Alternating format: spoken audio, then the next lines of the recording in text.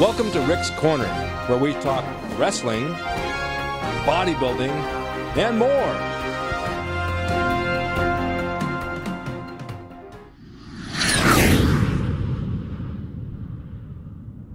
It's not enough, is it?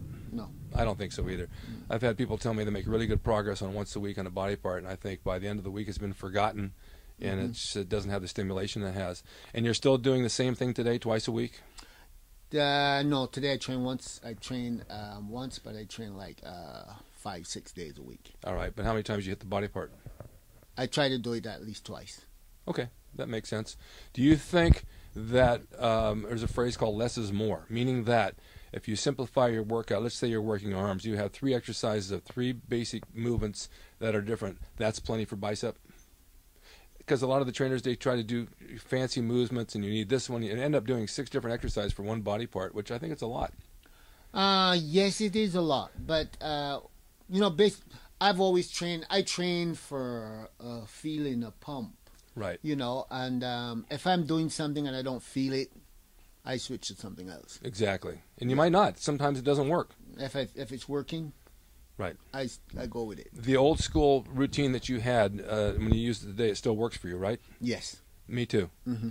And I've tried other things and things that just don't have the feel to them. It goes right back to basics. Because basics in almost anything, when you doubt anything, if you go back to basics, you're back where you started. You get the same type of feeling out of it. If you go beyond that and it doesn't work, go back to basics again. Go back to the drawing board. Right. All right, so what are you doing with your life now that you're retired from bodybuilding? Training. And enjoying everything. Everything, yes. Well, that's good.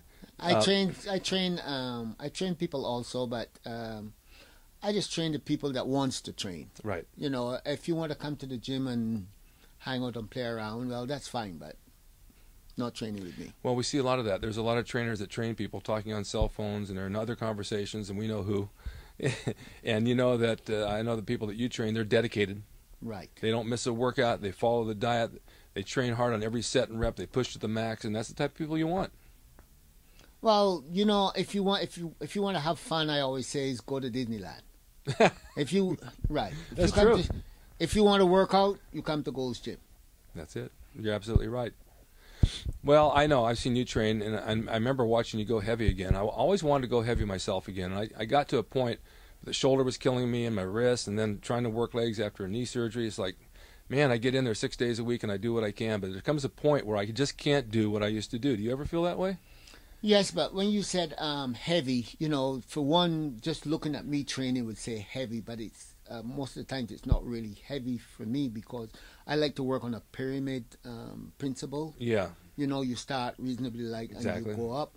And I don't want to give the impression that I go in the gym and say, "Oh, I got to lift 500 pounds." Right. No, I mean, today I can probably do 200 pounds, and tomorrow I only feel like doing 50 pounds, and that's what I'll do. You do whatever your mind tells you can do for the day. What I feel I can do for the day. Exactly. We used to pyramid like sets of 10, 8, 6, 2, 4, then a couple of singles, and then back to sets of 10, and it worked good. But you can't do it every workout. Not necessarily. Yeah, it's not possible. Do you ever switch to just really, really high reps for like a week or two?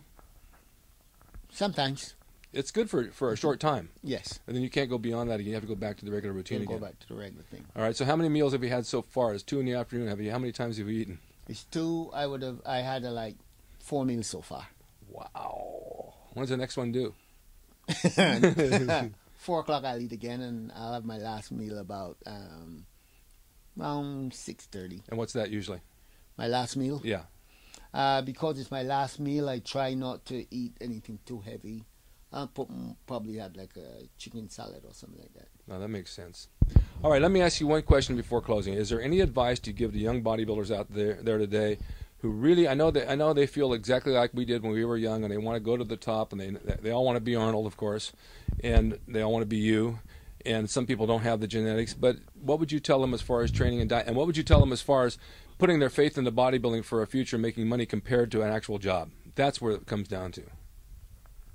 I still see bodybuilding as a sport, not as a business. And my advice would be to, you know, try to set yourself up with some kind of career outside of bodybuilding, just in case it doesn't work out. I tell the same guys that come here to wrestle.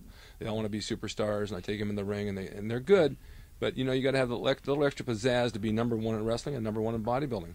And if you can get endorsements off that and make a few bucks, more power to you. But that's not always the case, is it? No. It's very hard. You have to have something to fall back on. Well, okay.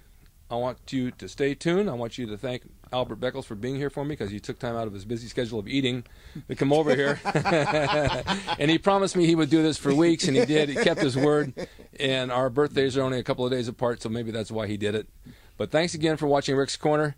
Say goodbye to Albert, and next week I'll have somebody new. Until that time, stay tuned. Thanks for having me. Thank you.